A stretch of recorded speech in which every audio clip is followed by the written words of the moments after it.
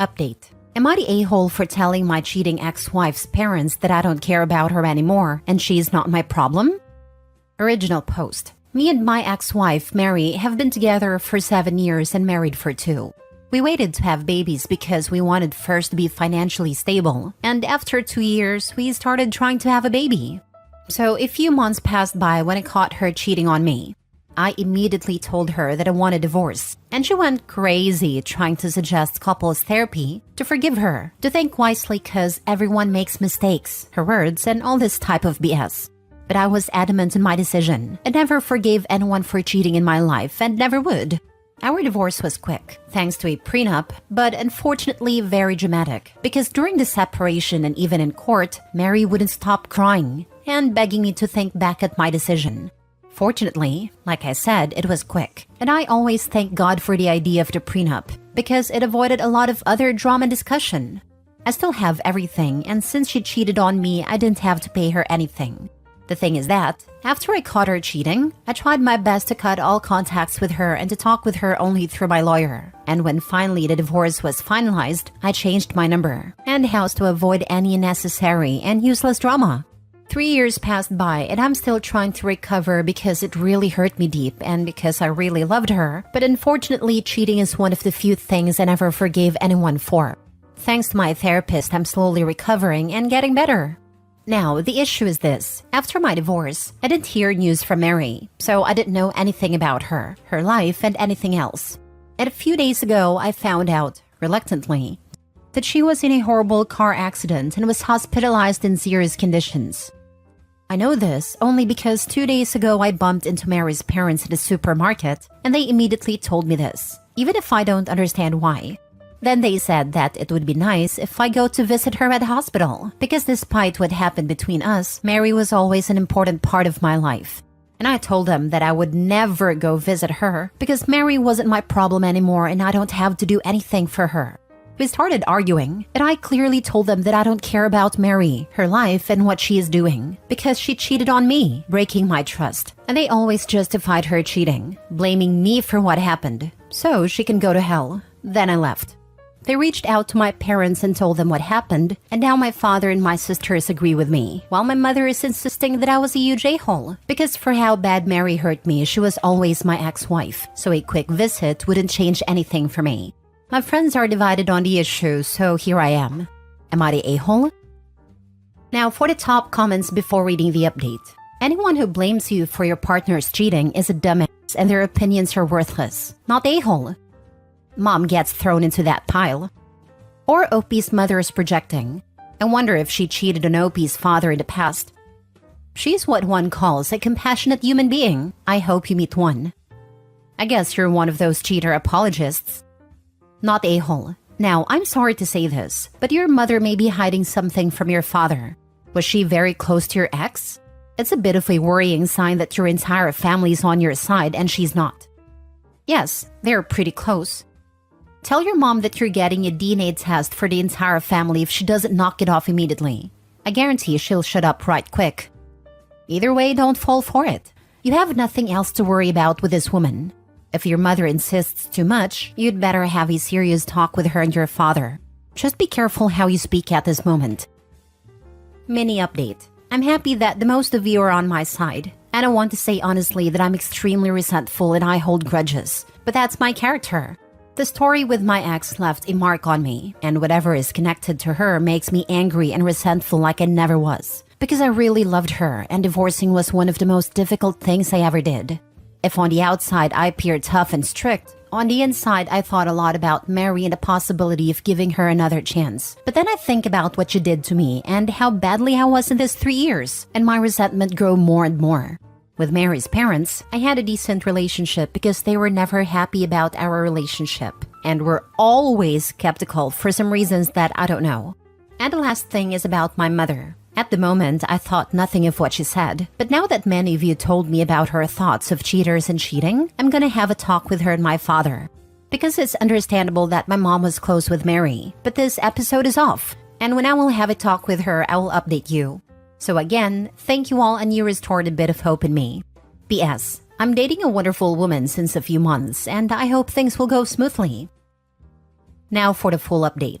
First of all, I don't know if I hate you all or if I want to thank you for your suspicions on my mother's response. Right now, I'm more for I hate you all. I will try to make it as short as possible. So when a few days ago my mother told me her opinion on the issue with my ex, we were alone in the kitchen and my father wasn't there. But yesterday I had a talk with both of them about this because you were right. Her response was off, and it sounded like she had some issues with cheating. And I hate to admit it, but you were right. So I had a talk with both of them, and it turned out my mother used to cheat on my father with her ex for the first 2 years of their marriage. And when her ex came to stay in our city, she was about to divorce my father. But then her ex died in a tragic car accident with other people, and they both agreed for couples therapy, and it seemed like they sorted things out, but seems not.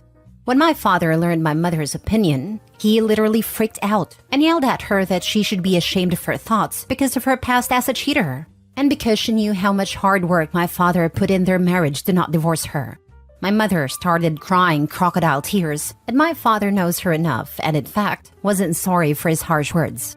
There was a lot of yelling and screaming, and my father told her that if these are her thoughts, he wanted divorce seriously this time. He yelled at her to pack her stuff and to leave his house. The house of my parents is my father's house legally. And after hours of crying, arguing, and shouting, she left and went to stay at her female best friend's house. I never knew about all of this, and neither my sisters, who heard my father shouting and they run down to see what was going on. And when they understood, they all went against my mother. Now the situation is this. My father is grateful to me for finally opening his eyes. My sisters now hates my mother, and my mother is blaming me for all this mess, and my family too. But how the heck is it my fault that my mother was a cheater and almost destroyed my parents' marriage? I mean, seriously? I never saw or heard once my father yelling, shouting, or being so angry at someone. And yesterday was the first time I saw him like that. My father has always been a giant teddy bear, and everyone always told me that he was the classic sweet giant, and seeing him this mad and angry like yesterday is something I never even imagined. So thanks to your suspicions, the situation is this, and it's all a freaking mess. None of that was your fault. Your mother did this to herself. Your father was trying to make it work, likely because of his kids. But to hear his wife support your cheating wife, you realized she was not truly remorseful about what she did in the past. She didn't learn anything. She had it coming. Your father is thankful for you for revealing this disgusting behavior from your mom. His choice to divorce her is on him, not you. Your mom is just mad her feelings were now forced out, but it was her that laid them out when she told you to support your ex-wife, regardless of what she did. Disgusting, worthless cheaters never truly change. Not only are they a crappy partner, but crappy human being and parents. Time to cut out the cancer. OP cut out the first one. Time for the last one and go no contact. She doesn't deserve to call herself mother after defending her son's betrayal and then betraying him directly. Your mother and Mary were cut from the same cloth. The whole cloth. Your mom is like the others. It's always someone else's fault. There is never consequences. It's never the cheater's fault. I can't tell you what to feel about your mom, but you know what your father is going through. Have you ever done a DNA test on you and your dad? I think you block your mom, and you and your dad are there for each other. I'd include your sisters as long as they don't talk about your mom. Your dad is probably destroyed with what you are going through, and he can't be strong for you. Next story. Am I the a-hole for lying to my ex and kicking her out of my house? I, 26 male, am a law school student and live in a major city. My ex-girlfriend Mindy was my high school sweetheart who stayed back in our small town to complete her degree. She moved to the city a year ago, and she lived in my apartment and she wanted her name to be added to the lease. I wasn't fully on board because she just moved here and things could happen. But she persisted, so what I did was I wrote up a sublease agreement. I knew she didn't know the difference, but she happily signed it and I kept it in my files. Today, Mindy told me she wanted to break up. I was confused because I thought our relationship was great. She said it was, but she just needed more time to be young and not tied down. Her best friend just moved to the city, and I know that's who talked her into this. I just said okay and asked her when she's moving out. She said she isn't moving out, and our agreement can be the same and she just moves into the spare room. I told her I'm not paying 75% of the rent anymore if we're not dating. I explained to her that this is now an equal roommate situation. She said she can't afford it and that she'll have nowhere else to go. I told her that's not my problem, and that she either pays 50% or leave.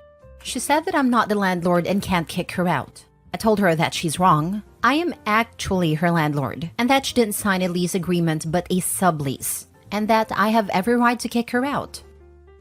So I told her either she pays me 50% or she has 30 to back up and leave.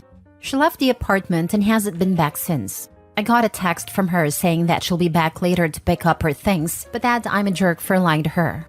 Am I the a-hole? Now for the top comments. Not the a-hole. Or rather, you were just enough of an a-hole to make the correct move in this situation. She is ridiculous for expecting you to subsidize half of her rent for no reason after dumping you. And we know what it means that she wants to live her life in this case. It means she would be bringing home random people to hook up with at her ex's apartment. Imagine waking up to your high school sweetheart, now ex, screwing loudly in the next room. Yeah, no. Also, where was the lie? If she'd read what she signed, she'd already know all of this. Sounds like it's her fault for not reading, and she's blaming him because she didn't read. It's not his job to read it to her. What is she, 4? Not the a-hole. You were right to take the precaution, but also, did you realize her attitude with wanting to move in and get on the lease like that was a red flag? To be honest, I'm rather suspicious of the timing and her friends. It's possible she had some intent of forcing you out of that apartment and bringing her friends into it. She was entirely too quick to play the "I'm on the lease, you can't kick me" card. She probably planned to always have this as her backup plan. Is your apartment in a really good area or mind-bogglingly cheap? Because to me it sounds like she was after something and had a mind to screw you over somehow. There would have been a team strategy meeting. Her friends might have convinced her to be young and single, but she couldn't afford to live on her own, so they came up with the idea of getting on the lease, and then OP can't force her out. She was just stupid enough to think she could still do it for only 25% of the rent. Last story. Am I the a-hole for giving my brother's ex hurtful documents after his death? My brother Mark, 27 male, was married to a woman called Amanda, 29 female, but they divorced 2 years ago due to cheating on Mark's side. Mark defended himself and denied the cheating accusations and said it was an assault. But Amanda didn't believe him and said she thought it was a sick joke that he was trying to use something so horrific for sympathy. After the divorce, Mark went downhill and became even more depressed. He started going to therapy and got better for a while, but he took his own life 3 months ago. Mark and Amanda also have a kid who is 2.5. I was responsible for cleaning his stuff out, and I found 2 of those large brown envelopes addressed to myself and Amanda. Mine contained a sizable amount of cash, a letter from him, and a bunch of old photos from when we were kids. I got in contact with Amanda, who agreed to meet up. I gave her the envelope and said I had no idea what was in it. She opened it and started to sob. Inside her envelope was a police report, pictures of his bruises and marks, and what seemed to be a very hastily photocopied version of his kit that went into detail about his injuries. In his letter, he explained that the pain of not being believed by the love of his life was too much. Amanda was in shock and couldn't speak. She just shoved everything back into the envelope and walked out. She later texted me calling me a stupid callous witch for giving me the envelope, and how was she going to raise her son knowing what she did to his father. I apologized and said I had no idea what was in those letters, but she wasn't hearing it. She ended up letting our mom know about the documents and what I had done. Mom wasn't happy with me and even said, "I don't know why you gave Amanda those documents. That B would never believe him." She agreed that I shouldn't have given Amanda the envelope because she doesn't want to deal with Amanda and the aftermath of the situation. For context, Mark told our mom about it first and then Amanda. Mom fully believed him and got into some screaming matches with Amanda because of it. It's been a few weeks and I don't know if I did the right thing. Everyone that I spoke to, friends and family, said I shouldn't have given Amanda the documents. But I feel that since Mark went through the trouble of curating the evidence and didn't destroy them, he would want them to be known. Am I the a-hole? Edit. A lot of people are asking about if Amanda knew all the evidence, so I'm copy-pasting from a comment I made. My brother did tell and show Amanda the bruises and marks, but she didn't believe him. Without getting into too many details, he woke up in the hospital after a night out and had a kit done then. That was when he found out he had been SA'd. He had gotten drunk and Amanda assumed he had cheated while drunk and got into a fight, which is very out of character as he's not a violent man. He did tell Amanda, but she didn't believe him, And since our kids aren't just available for anyone, he didn't have that as proof. That's all I know. If I'm being honest, Mark could have shown her a video of it and she would have found a way to discredit him. Not a-hole. Truth always comes out eventually. You just fulfilled your brother's last wish. Dealing with the truth is her problem. I think that point is the most important. This is what Opie's brother wanted. This, 100%.